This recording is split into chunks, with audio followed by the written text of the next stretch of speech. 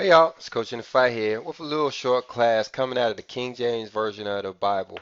Um, when I was in in college, I did a little study there on the days of the Bible, and I did a little report um, just showing every day listed in the Bible, and I think I got it somewhere. I'd love to see it now.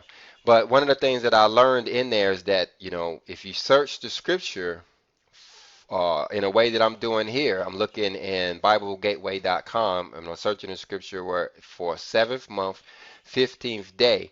What that's going to show me is every time in the Bible where somebody did something, said something, heard something on that particular day of the month. Now, if you know anything about the sacred calendar, you know that it is cyclical, meaning things happen on the same day. That's why there's so many people watching this day. This is a rapture watch date. This is a change watch date. This is a huge watch date. The seventh month, 15th day of the month. Why? Because that's the day of tabernacles. That's the first day of tabernacles. So what we're going to do, we're going to go down through the scripture and we're going to look at not only the seventh month, the 15th day of the month, but we're going to look at all of the days during the feast and see what happened on those days. I'm gonna play a little scripture there at the end, coming out of Haggai 2, Lord willing, and because that one I found to be really, really interesting. But we're gonna look at the rest of them. Let's go ahead and get to it. Okay, now for the 15th day of the month, we have four results. First one coming out of Leviticus 23 and 34, it says, Speak unto the children of Israel, saying, The 15th day of this seventh month shall be the Feast of Tabernacles for 7 days unto the Lord. Now, so we're talking about the Feast of Tabernacles. It begins on the 15th day of the seventh month, and of course, that's talking about the sacred calendar, or the Hebrew calendar, or the Enoch calendar, or the lunar calendar. Leviticus 23 and 39 says, Also in the 15th day of the seventh month, when ye have gathered in the fruit of the land, ye shall keep a feast unto the Lord 7 days. On the first day shall be a Sabbath, and on the eighth day shall be a Sabbath. Now, we put up some classes on this where we can look at, just because I know you're not going to go back and look at the other class.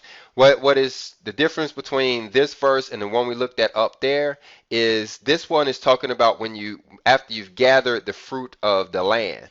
Not everybody has gathered the fruit of the land. Somebody just realized yesterday that, the Lord is, exists or is real or, is scriptural or what. And some people, learning every day. But there's other people who has actually gathered some of this fruit, and so they'll be doing additional stuff, you can imagine. Numbers 29 and 12 says, And on the 15th day of the seventh month ye shall have a holy convocation. Ye shall do no servile work, and ye shall keep a feast unto the Lord 7 days. So right here is talking about what we are to do during this feast. It's saying that it's a 7 day long feast. It's telling us that on the 15th day of the month shall be a holy convocation. That's kind of a get together or important day. Convocation is kind of a important day, and then you could imagine holy being separated or devoted to the Lord or whatever. You can define that word. Ye shall do no servile work. Now, the servile work part, that's talking about either customary work, like you could think of a butler or a maid, or you could think of hard work, or you could think of like a slave or, something like that. So you can look up those two and you can pray on that. And he should keep a feast unto the Lord 7 days. Now watch up here in Ezekiel 45 and 25.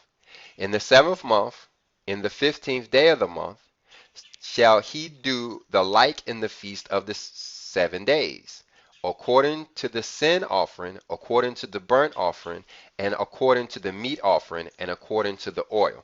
Now, what this is referring to is Leviticus. If you go back to the very first part of Leviticus, it's talking about all of these offerings and different kinds of offerings and different ways you do these kinds of offerings. And this is what it's referring to right there. It's pointing you back to those, all right?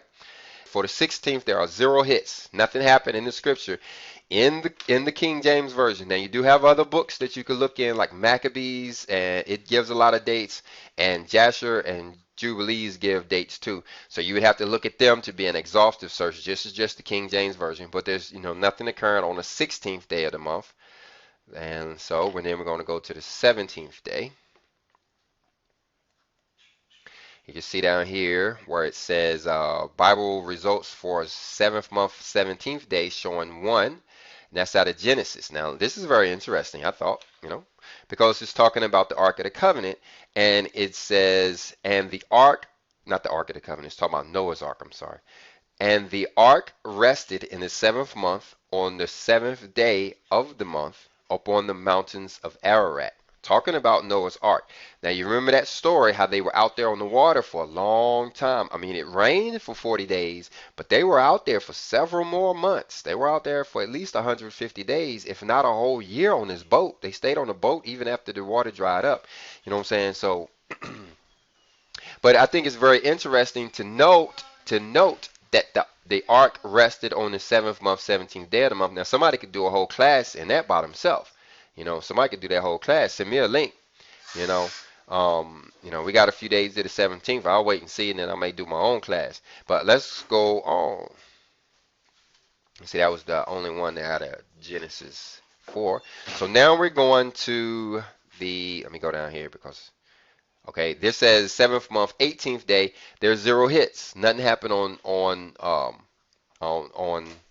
the 18th day. Now, this is why it's good to know the Enoch calendar. We call it the Enoch calendar because not that Enoch wrote the calendar, created the calendar. It's just that the angels explained to Enoch how the calendar works, and Enoch wrote it down. And so, and I would argue, until somebody can show me different, that is the only place where you will find the sacred calendar is in the book of Enoch. But let's go on. We're up here at 2 Kings 25 and 8. It says, on the 5th month, on the 7th day of the month. Now you can see why this one showed up, but it's not talking about the same thing, and we're not even going to spend any time there. But let's go on up here. 2 Bible results for a 7th month, 20th day.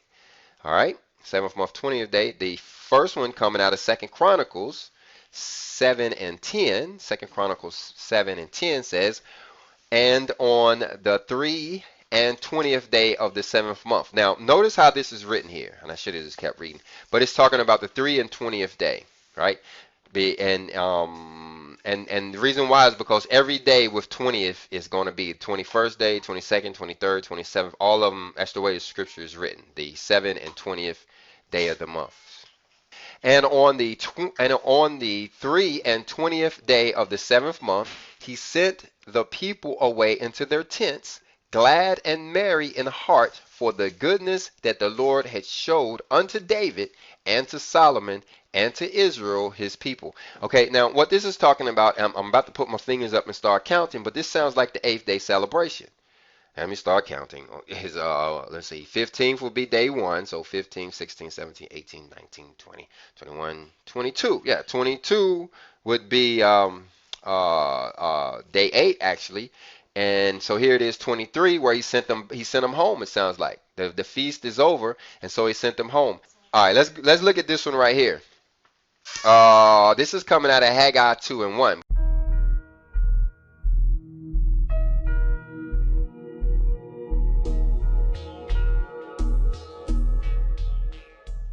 All right, so, but now how we're going to do this one, Haggai 2 and 1, is we're going to listen to the whole chapter. I'm going to put it up here, show you the text, and I'm going to let you read, and let you listen to it, and you can read along. But now, what I want you particularly to look at or listen to in here in Haggai 2 is, first of all, these prophecy is coming during the Feast of Tabernacles, which I find to be very important. So on the last day of Tabernacles or something like that, another. And it's talking about the second temple. It's telling the people there, those of you who saw the first temple, they wanted to see the second temple. Don't you see it? It ain't nothing in comparison to the other temple. But it's telling them, go ahead and trust in me and work, and everything will work out. And then so that's the second temple it's talking about here. It refers to the covenant. and how the covenant still exists. Remember, they broke the covenant as soon as Moses, died. But he's telling them here in Haggai how it still exists. So I thought that was a cool reference back to that. But something else in here is talking about shaking the earth. This is Tabernacles, and the Father's talking about shaking the earth. Now, if you paid attention to our channel, we teach the Third Testament. We teach a lot of stuff about eschatology and stuff, and there's some shaking that's coming.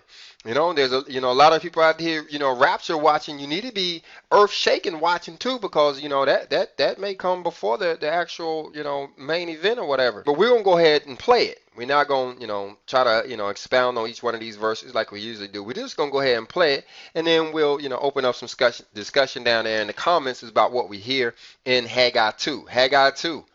All right, y'all, let's get on with it. Chapter 2. In the 7th month, in the 21st day of the month, came the word of the Lord by the prophet Haggai, saying, Speak now to Zerubbabel, the son of Shealtiel, governor of Judah, and to Joshua, the son of Josedech, the high priest, and to the residue of the people, saying, Who is left among you that saw this house in her first glory? And how do ye see it now? Is it not in your eyes in comparison of it as nothing? Yet now be strong, O Zerubbabel, saith the Lord. And be strong, O Joshua, son of Josedech, the high priest. And be strong, all ye people of the land, saith the Lord. And work, for I am with you, saith the Lord of hosts. According to the word that I covenanted with you when ye came out of Egypt, so my spirit remaineth among you. Fear ye not. For thus saith the Lord of hosts, Yet once it is a little while, and I will shake the heavens and the earth and the sea and the dry land, and I will shake all nations, and the desire of all nations shall come, and I will fill this house with glory, saith the Lord of hosts. The silver is mine, and the gold is mine, saith the Lord of hosts. The glory of this latter house shall be greater than of the former, saith the Lord of hosts. And in this place will I give peace, saith the Lord of hosts. Now, look at all this shaking he's talking about going on. He says he's going to shake the heavens, the earth, the sea, the dry land. And then down here, he says he's going to shake the nations, and the desire of all the nations shall come, and I will fill the house with the glory, saith the Lord. This is talking about tabernacles, guys. I'm sorry I didn't see this, sooner or whatever, but, that's the way the Lord works. He shows us stuff when he sees fit. Okay, so let's go ahead and wrap this up. We have Tabernacles. It is a mandatory feast. And I have some classes, up on my channel that we've done on Tabernacles, and, we're posting them, as fast as we can get them up. New stuff as we're learning in the scripture, over in Hermes Academies is what we teach is the scripture. So, as we, dig this stuff out and find it, we're posting new stuff. So go ahead and subscribe to our channel, so we can make sure that, we're doing everything we're supposed to be doing during Tabernacles. I'm in memory space here. Like I said, we have classes, but we're supposed to be doing stuff like, reading the Torah or reading the book of Deuteronomy, reading the law there you read in one of the classes or heard in one of the classes. We're supposed to be sleeping in tents. We're supposed to be. It's a lot of stuff that we cover in these classes. So go ahead and check out the classes that we're giving on Tabernacles, and subscribe to the channel so you can get the new ones that we're posting up. Love you guys.